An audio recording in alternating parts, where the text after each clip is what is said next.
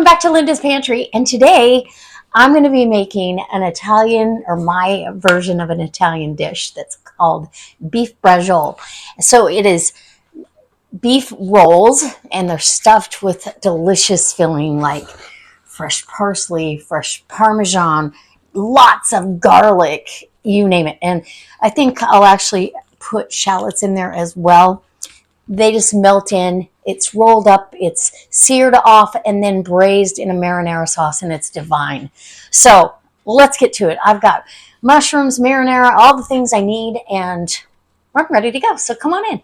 And I'm going to braise it off in the pan that I got from Costco.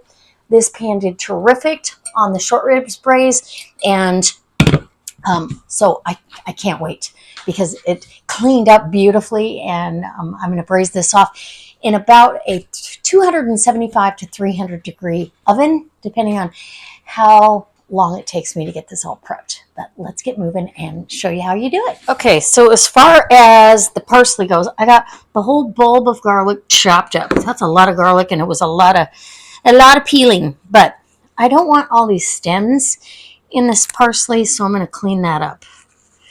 I've washed it and put it through the salad spinner. And now I'm going to get this going. And this is one of my favorites. It's so good. The first time I made it and had it, I was like, it's such an experience that it's hard to describe what happens to the marinara with that beef flavor.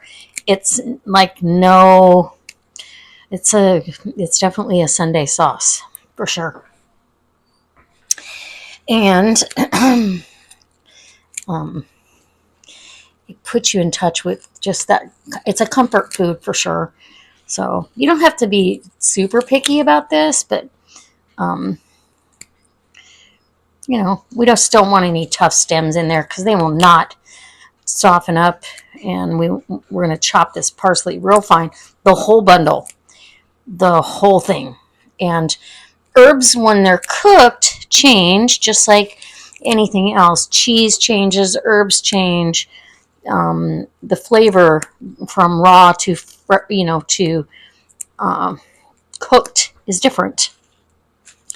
Like garlic, the longer you cook it, the more mellow it becomes and sweeter. Just like onions become sweeter.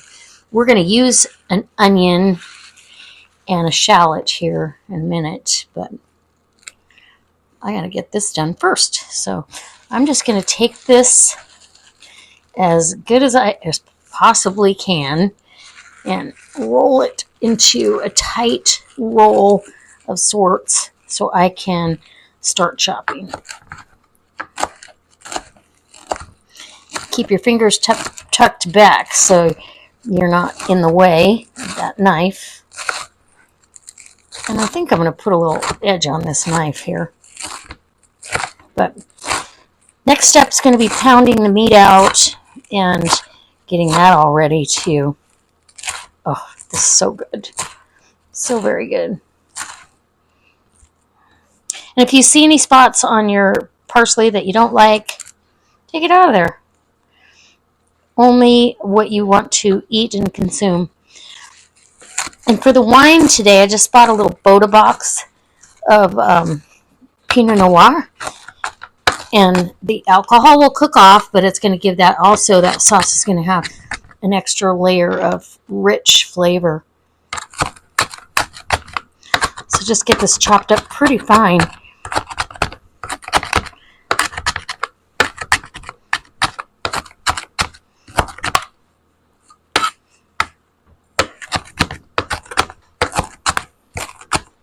And into our bowl with the garlic.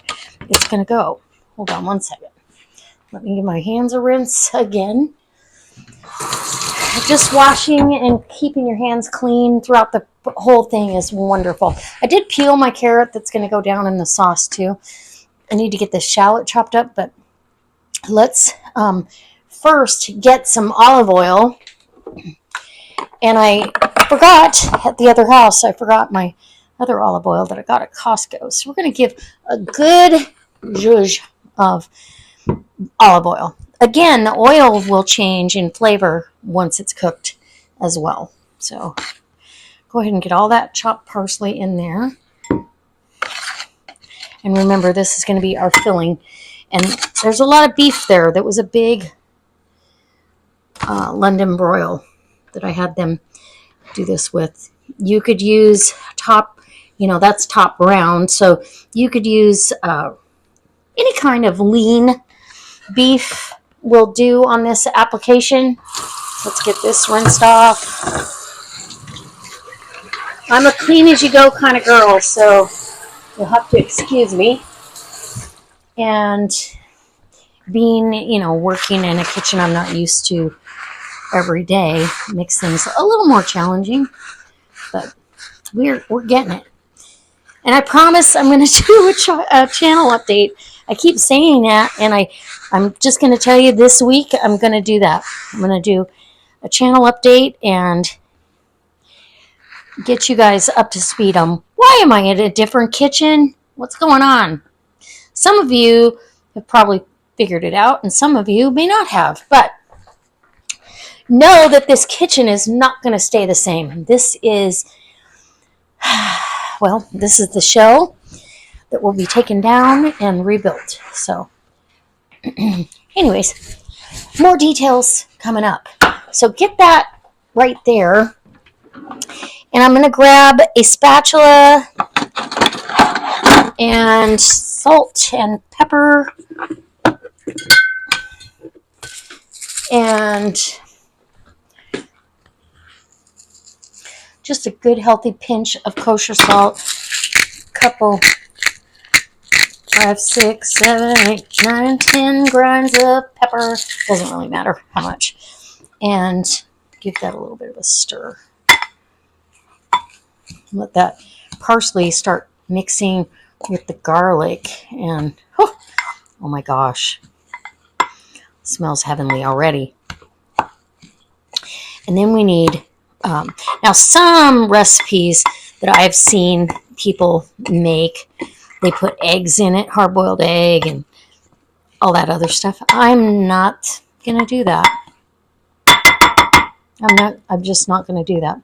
I am going to chop up very fine a shallot, but I'm going to put some fresh, this is grated Parmesan, and that's about a cup.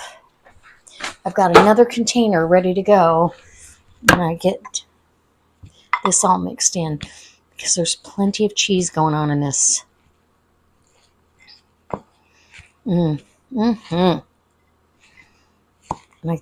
It's kind of by sight too. 1 cup, 1 bulb, 1 bundle. If you use that as a rule of thumb, and maybe 1 tablespoon of olive oil to get it all mixed together. But look at that. That's beautiful, actually. That's probably about the ratio that I'm going to want. So, and then let me clean this up. Get my cutting board cleaned off here.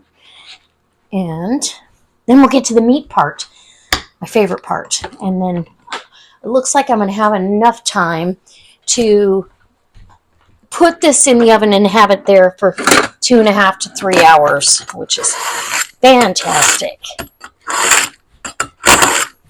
Put a little edge on my knife, wipe that off, and on we go. Okay, more paper toweling to grab the skins off of this huge shallot. It's a big shallot. But shallots are beautiful because they melt down.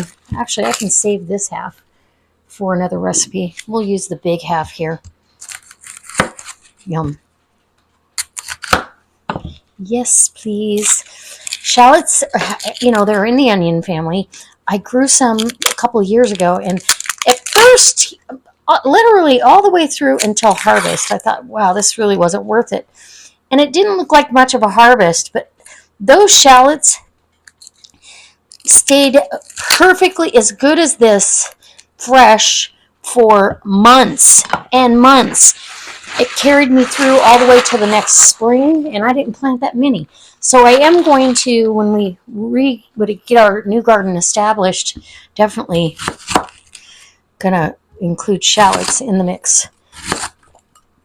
If I had a food processor right now, I would probably put this in a food processor to make this part go faster, but it's okay. We're just gonna get it done.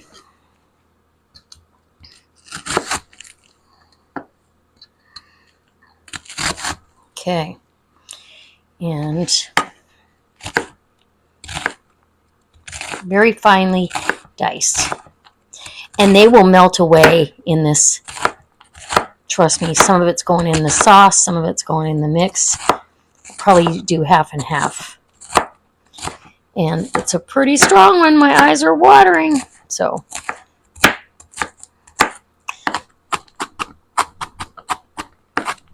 okay, let's get this chop, chop, chop. And we'll get that in to the mix. Whew! Holy moly, that is strong. Ah. Ooh, okay, I'm going to go mop my eyes up, mix that in. Okay, I'll be back. I didn't mix the shallots in. I just have that shallot right here, saving the small half. So here's the meat. And what I'm going to tell you about meat, if they slice this and I just put it in the bag, and we're going to find this out for real, right in real time here. If I'd have just stacked it on each other without anything in between, this meat would be gray because it oxidizes on each other. So meat touching meat leaves meat gray. So I put saran in between each layer, and it's just as fresh. See where it kind of touched, or it felt like it must have thought it did. But it's not gray. So we're going to move this. What a mess. We're going to move this and pound this out. And I've got each piece to do. So these are nice big pieces. I'll set that right there. These are nice big pieces. I've got a piece of saran down on my cutting board. And I am going to cut these after I pound them, because these will make really big bowls if I don't. So we're just going to get some plastic wrap on each one, and this is exactly how I stored it, with plastic wrap in between. So you're going to want a meat mallet. Let me rinse. You need a meat mallet, which I had to go buy one because mine is at the other house, so now I'll have two.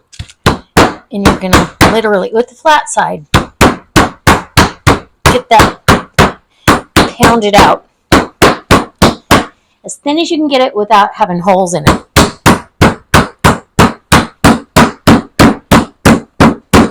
And there's gristle and connective tissue. We're just going to get this all beat up. So as soon as I'm done pounding, and I've got it big, and I can cut it in half and make 2 rolls, that's what we're going to do. Okay, I'll be back. It's a little noisy. Okay, we're ready. And I just realized I don't have toothpicks and or cooking twine. So this is going to be interesting.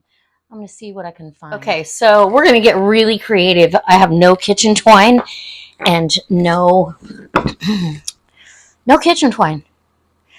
And no toothpicks. And so put a few shallots down on each one, right? And then we're going to put a little bit of the filling, and this is going to get spread all the way across here. And some of these pieces are shaped like the state of Nevada, so you never know what you're going to get. But we want a nice amount of filling in each one. And these actually are pretty big. These are going to be definitely a serving is going to be 1. And remember, there's olive oil in here. There's a little salt and pepper. And I'm going to get creative with how I tie this up. And I actually want to pull the ends in so we don't lose anything out the ends. Normally, I would toothpick it or tie them. But because I don't have any of that, this is what I came up with. Okay, nice beef roll right there, right? We don't want it to fall apart. Once it's seared, it's going to tighten up and it's not going to fall apart on you too much in that sauce. So I'm not going to cook it like this, but I am going to sear it like this. So we're just going to grab some aluminum foil, and I'll probably split that in half. About 3 inches of aluminum foil, okay? Then I'm going to take this just like this. Just like a soap. Just like a soap. Don't lose your onion. Okay. Roll this up. And roll and roll and roll. Okay. And roll it up till you have a pretty nice, tight little something sturdy. Does that make sense? Maybe you wouldn't even need 3 inches. And then I'm going to take my meat roll here and I'm going to wrap it just like that. Just like that. Okay. And tuck that. Try to keep your ends tucked. Now, that is going to sear inside my pan. And underneath the foil, once I take that foil off, and notice I didn't attach it anyway, but just holding it. Once I take that foil off, then it will be free to sear the rest of the meat, and it's going to be fine. It'll hold together then, because, you know, when you get proteins hot, they tighten up on you when they start cooking. So I am going to get my pan over here. We're going to roll this one. This is a big one too. And like I said, these are plenty for one serving. That's like having a steak. Try to fold this in. And if the butcher, I don't know that he understood, the gal that I talked to wasn't the one that cut the meat or did the meat. And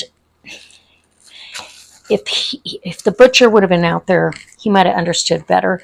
But with kitchen twine, I would have wrapped it around each end and across the middle. But because I don't have it, we're going to improvise and do what we can. So folding foil, folding, folding, folding. And that foil will be a good heat conductor as well.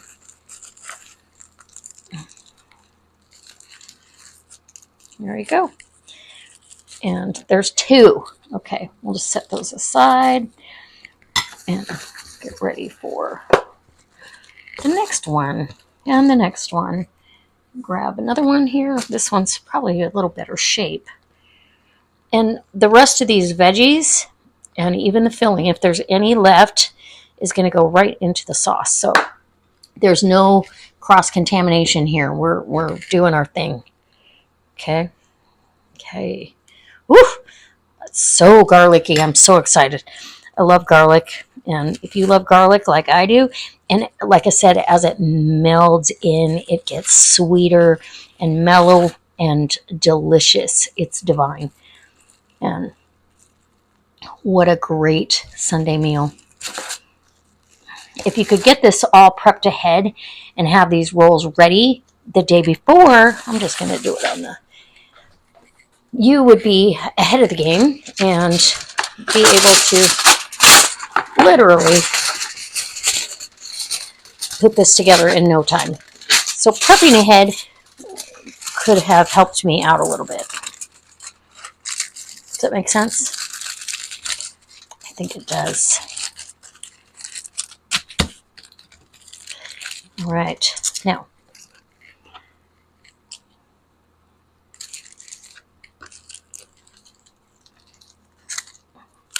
just like that. I'm so excited. Okay, we have a few more to do here. I'm just going to rinse and repeat, and we'll get that going.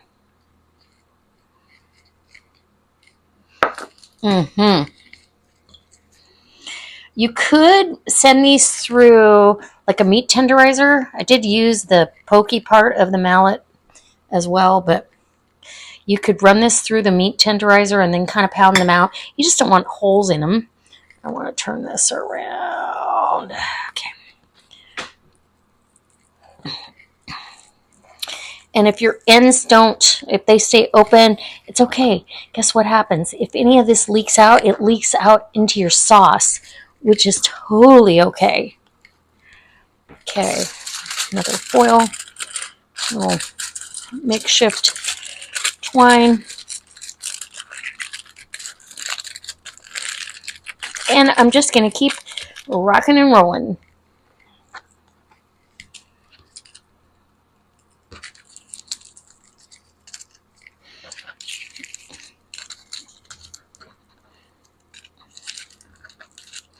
Just like that. That one's a little fat. All right, got 2 more to go, and we'll be back. Start them in the pan. Got my pan heating up. It's pretty hot.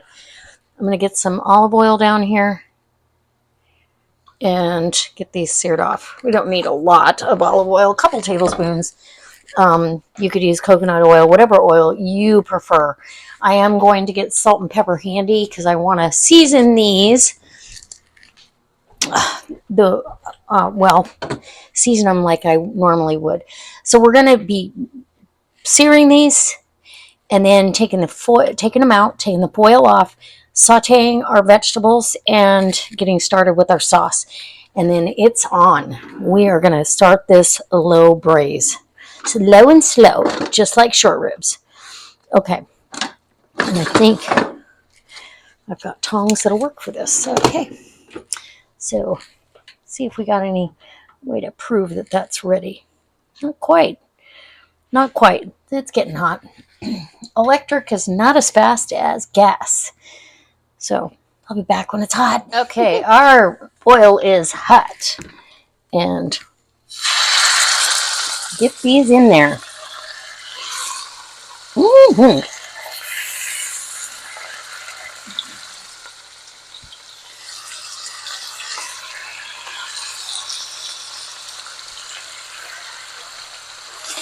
And they fit just fine. Got 8 rolls. Honestly, that's enough for 8 people. We will be having leftovers. And it's going to be so good. I'll be happy to have this available. And you never know, we might invite somebody over for dinner. So let's get some salt and pepper.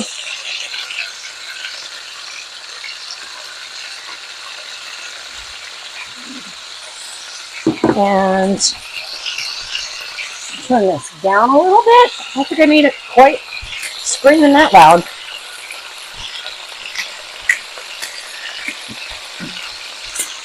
Okay, let's get some.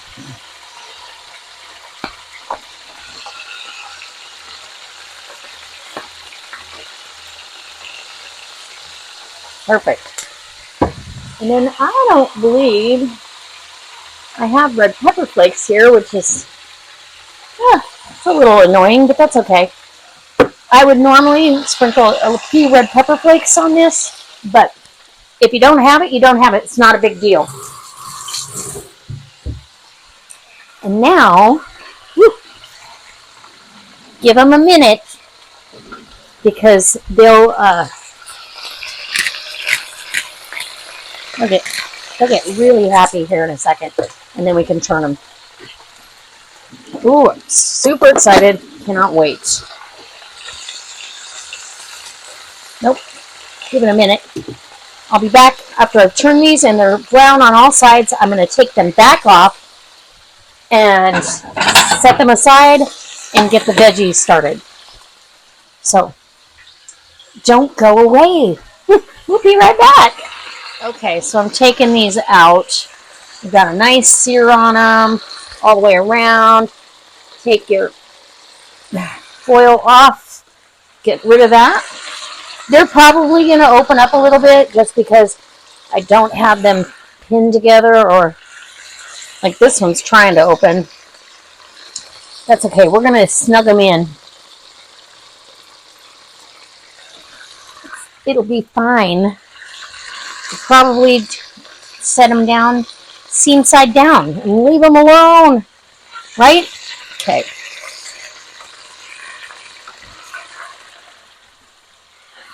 And all this in here, these juices, caramelized juices and fat, leave it. All of our mushrooms and carrots are going in right now. And I need my spatula. And we're just going to get that. And I don't know that I'm going to add extra onion. I don't want the onion to overtake. I really want the beef flavor. So, mushrooms. And I chopped them up kind of rustic. Some are big, some are small. They're going to shrink up. And one carrot diced up pretty fine. Okay, and that's my oven telling me it is ready for the rest of the story. Get the shallots in there. I think between the shallots in the meat and the shallots there, we've got plenty of onion flavor going on. Okay, and the oven is ready. I'm super excited.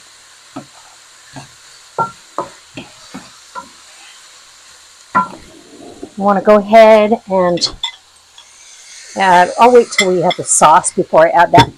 Your Parmesan is going to break down. Okay, salt. You want to actually salt each layer. Pepper.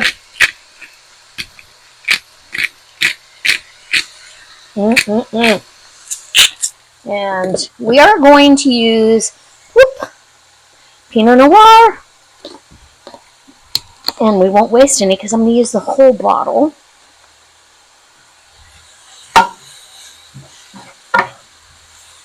Okay, let's turn that back up on high. Maybe we won't use the whole thing. We'll start with that. Start with half. Not a bottle. Buddha box.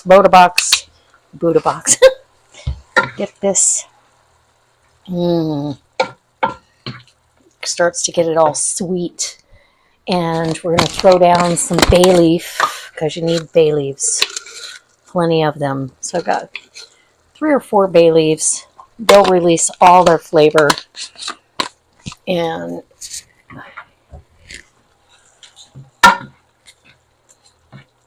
and the rest is up to the beef rolls and this marinara sauce.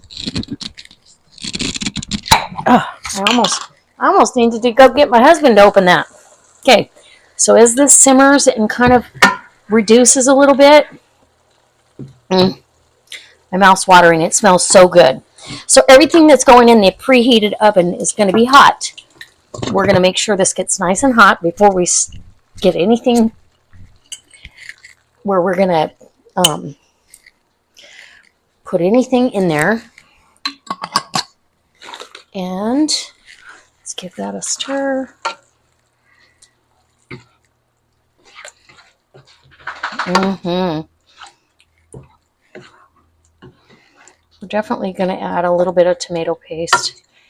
I have some in the fridge that I'd used for another recipe that I want in this recipe. So we're going to go ahead and grab that. Get that tomato sauce in there. And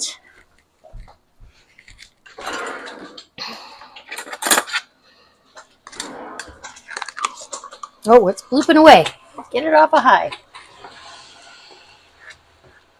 We're going to have spaghetti sauce everywhere, or pasta sauce everywhere. Okay, so let's get this tomato paste down. And tomato paste is so concentrated, and it'll thicken this up too, but it's divine. So when I open up a can of tomato sauce, and I know I'm not going to use the whole thing, you can freeze it, put it in ice cube trays and freeze it, and that's usually about, see, it's already thickening this up really nicely. Now, but you want braising liquid, so yes. And here we go. I'm going to get the beef back in there. and the parsley, the garlic, and the parm. Nothing's going to waste here. And you've got your volcanic eruption going on here with the sauce. That's okay. It can do that all at once with the lid on in the oven. Okay. I'm just going to shut this off. It's still going to cook. So seam side as much as you can. Seam side down in there. Ooh. And woo, that splatters and it's hot. So be very careful. It's very splattery.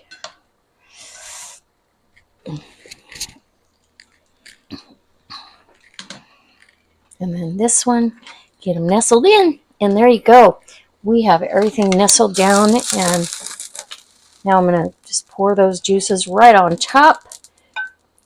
And off to the sink we go to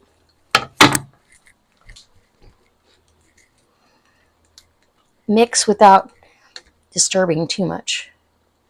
Now those are going to slow braise in that deliciousness and just fall apart tender, because London broil, if you, or top round, if you just try to eat it much past medium rare, you're not going to be able to chew it. It's got a lot of texture holding power. So there, this goes in a 300-degree oven for about 2.5 hours. 2 to 2.5. We'll test it at 2. All right, I'll be back. Okay, so 3 hours later, we have absolute perfection, I'm pretty sure. So I'm going to put one of these beef rolls right nestled down on top of that spaghetti and then get some sauce.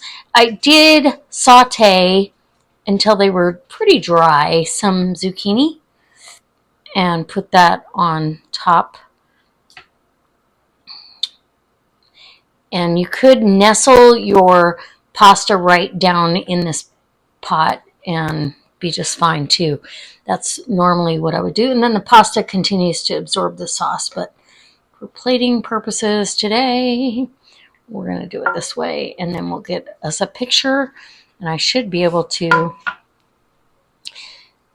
actually taste it at some point. Okay, a little bit of fresh Parmesan Reggiano. Look at that. You can just watch that cheese melt into it. So let me get a picture and we'll taste it. Okay, let's see what we got. So our beef roll is right there. I'm just gonna cut the little end off here. And literally it's butter knife tender, so you don't need to do a whole lot. I'm gonna get a little spaghetti here. Oh, with some sauce.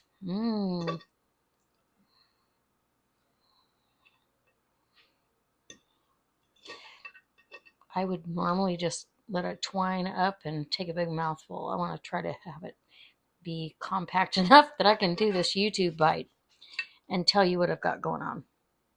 Okay. There we go. Tame the spaghetti with the beef roll. Yum. Okay, here we go. I think it's cool enough. And here we go. In for the win.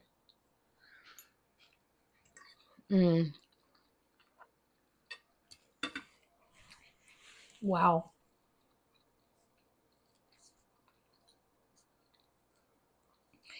It is very tender. It's delicious. You can have the beef flavor all the way through the sauce. So I highly recommend trying this. It's definitely a Sunday dinner. It's not a weeknight meal because there's a lot of steps to it and a slow, low cook. This went for 3 hours in a 300-degree oven. So absolutely wonderful. Guys, I hope you try it. I hope you subscribe, and I hope you'll, hit the like button and maybe share this video. It really helps my channel out, and I appreciate you. Thank you. Leave me a comment. Tell me what you think.